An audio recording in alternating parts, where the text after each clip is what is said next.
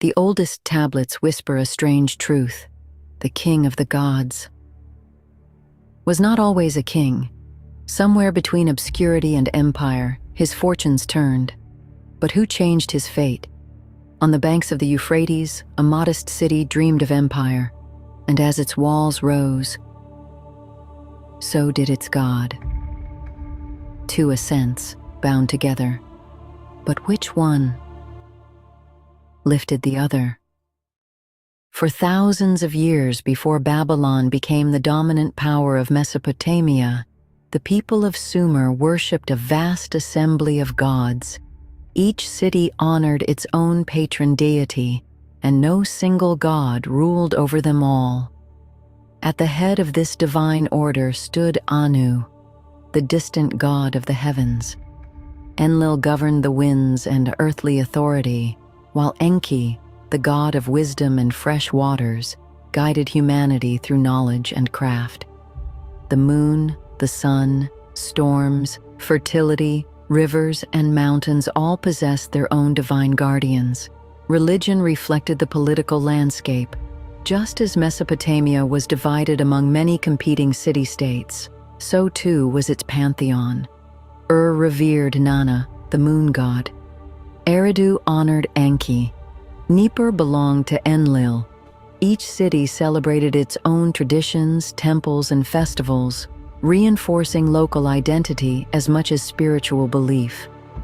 Babylon, by contrast, was once only a modest settlement along the Euphrates.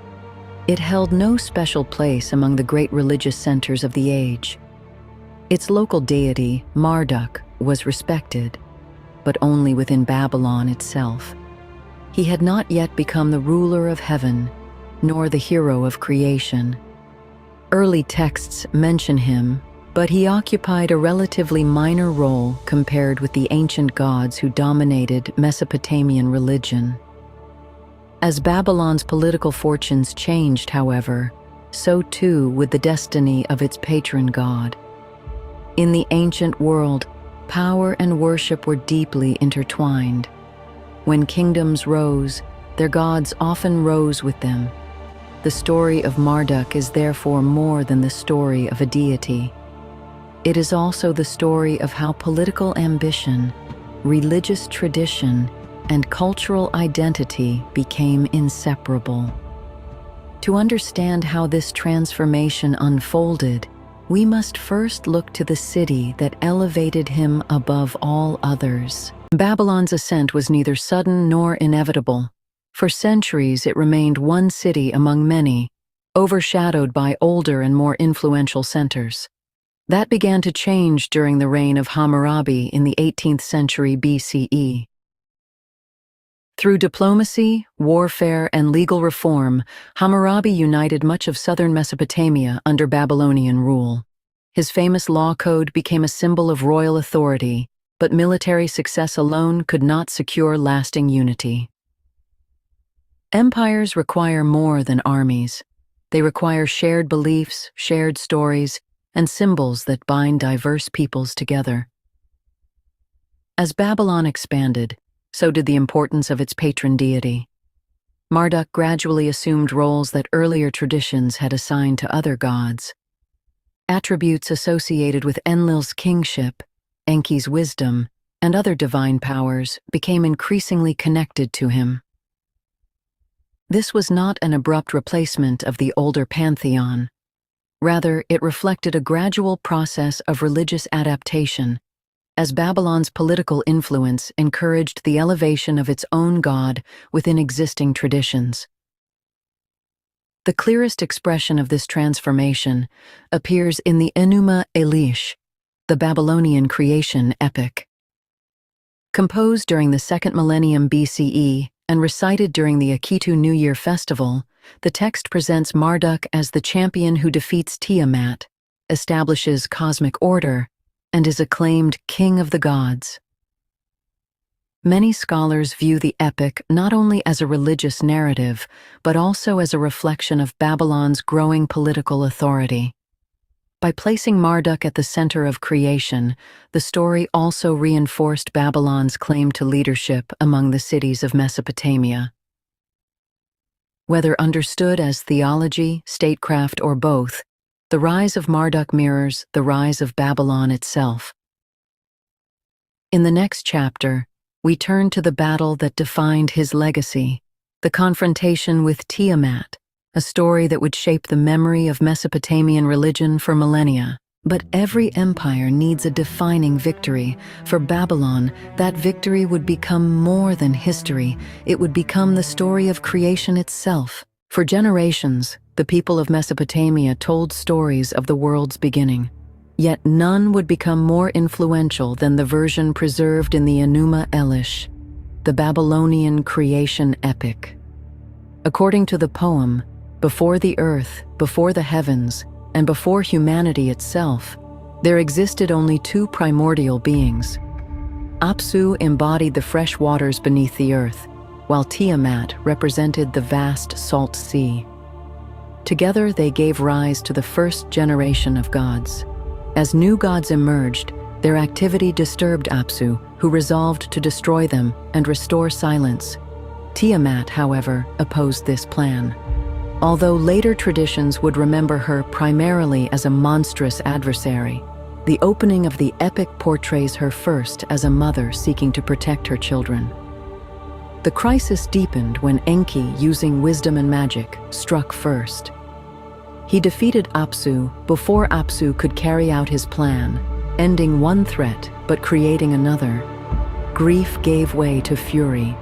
Tiamat assembled a powerful host of divine beings and appointed Kingu as her champion, entrusting him with the Tablet of Destinies, a symbol of supreme authority over the cosmos. One after another, the gods hesitated. None wished to confront Tiamat and her army. Only Marduk accepted the challenge, but his courage came with a condition. If he defeated Tiamat, the assembled gods would recognize him as their undisputed king. They agreed, elevating him before the battle had even begun. Armed with a bow, a net, a mace, and the winds themselves, Marduk advanced to meet the ancient sea. The poem describes a cosmic confrontation unlike anything preserved from the ancient Near East. Marduk unleashed the evil wind into Tiamat's open mouth, preventing her from closing it. As the storm swelled within her, he released a single arrow that pierced her heart. With their leader fallen, Tiamat's forces scattered. Kingu was captured. The Tablet of Destinies was reclaimed. Marduk emerged victorious, not only through strength, but through the approval of the divine assembly that had entrusted him with supreme authority. To ancient worshippers, this victory represented the triumph of order over chaos. Yet to modern historians, the story may also reflect the ambitions of a city rising to political dominance. For Babylon, Marduk's victory was more than mythology. It became a statement about who deserved to rule. With Tiamat defeated, the Enūma Eliš enters its most enduring act of creation. Rather than creating the world from nothing, Marduk fashions it from the body of the fallen sea goddess. He divides her in two, raising one half to form the heavens while stretching the other into the earth below. Mountains, rivers, and the boundaries of the cosmos are established as acts of ordering rather than spontaneous creation. The stars receive their appointed courses. The moon is assigned its monthly cycle. Time itself is organized through the movements of the heavens. This vision of creation emphasizes structure, balance, and divine authority. The universe is not merely born, it is arranged, measured, and governed. The epic then turns to humanity. From the blood of Kingu, Marduk creates humankind. According to the text, people are fashioned so the gods may be relieved of labor, allowing divine beings to rest while humans maintain temples, perform rituals, and sustain the sacred order. To modern readers, this purpose may seem unfamiliar. Yet within Mesopotamian religion, caring for the gods through offerings and temple service was understood as a central responsibility of civilization itself. Having completed creation, Marduk establishes Babylon as the cosmic center of the world. The gods build his great temple, Esagila, where they proclaim his 50 exalted names. Each name represents a different aspect of divine authority, gathering powers once associated with other deities into the identity of Babylon's patron god. Many scholars interpret this final scene as more than religious celebration. It also reflects Babylon's emergence as a political and cultural capital. By placing Marduk above the older gods and Babylon at the center of the universe, the epic reinforced the city's claim to leadership across Mesopotamia. Whether viewed as theology, royal ideology, or a blend of both, the Enūma Eliš demonstrates how myth can serve multiple purposes at once. It explains the cosmos, legitimizes authority, and unites a people under a shared narrative. Centuries later, these themes would echo far beyond Babylon, influencing how later civilizations understood creation, kingship, and the relationship between divine power and political rule. Marduk's victory over Tiamat secured his place within Babylonian mythology, but his influence extended far beyond sacred stories.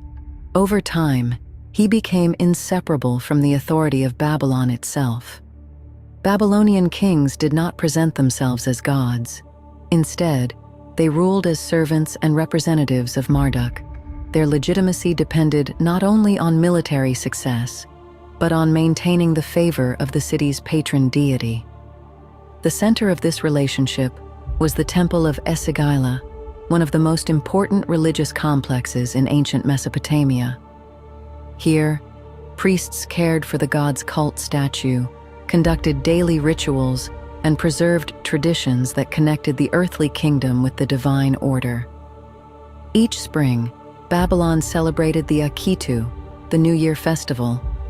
During this ceremony, Marduk's statue was carried through the city in a grand procession. The festival symbolized renewal, reaffirmed the bond between the god and the people, and publicly reinforced the king's right to govern.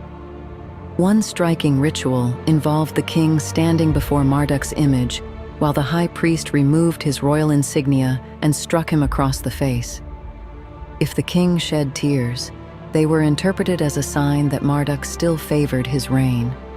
Whether understood as sincere religious devotion or carefully staged political symbolism, the ceremony demonstrated that even the most powerful ruler remained accountable to the divine order represented by Marduk. In Babylon, religion and government were not separate institutions. They strengthened one another. The authority of the king reflected the authority of the god, and the glory of the city reinforced both. No empire lasts forever. In 539 BCE, Babylon fell to Cyrus the Great of Persia.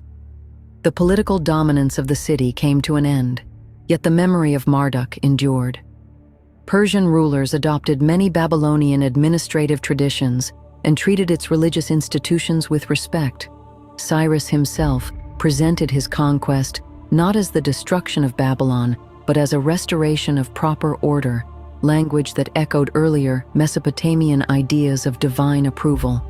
As centuries passed, Babylon's temples declined, its language gradually disappeared from everyday use, and the worship of Marduk faded. Yet the myths preserved on clay tablets survived beneath the sands of Mesopotamia. When archaeologists uncovered the Enūma Eliš in the 19th century, the world rediscovered one of humanity's oldest creation narratives. Scholars recognized themes that echoed across the ancient Near East: the ordering of chaos, the establishment of divine kingship, and the shaping of the cosmos through conflict. These discoveries did not prove that later traditions copied Babylonian beliefs directly. Instead, they revealed that many civilizations wrestled with similar questions about creation, authority, and humanity's place in the universe. Marduk's story reminds us that myths are more than entertainment. They preserve the values, fears, and aspirations of the societies that created them. Even after the empire disappeared, its stories continued to shape how history remembers Babylon. So who was Marduk? To the Babylonians, he was the champion who defeated chaos, created the ordered world, and ruled as king of the gods. To historians, he also represents something else: the remarkable relationship between political power and religious tradition. As Babylon grew from a regional city into an imperial capital, its patron deity rose with it. Through epic poetry, ritual, and royal ceremony, Marduk became the symbol of a civilization's identity. Was he always destined to stand above the other gods? Or did Babylon's success elevate its own protector until he became the center of creation itself? The surviving evidence does not allow us to answer that question with certainty. What it does reveal is how myths can evolve alongside the societies that tell them, reflecting not only spiritual belief, but cultural ambition and historical change. Thousands of years after Babylon's walls fell, Marduk's name still invites us to explore one of humanity's oldest conversations: how civilizations explain the world, justify power, and remember their past. Whether Marduk truly became king of the gods, or Babylon simply convinced the world he had, is a question still carved into the oldest tablets.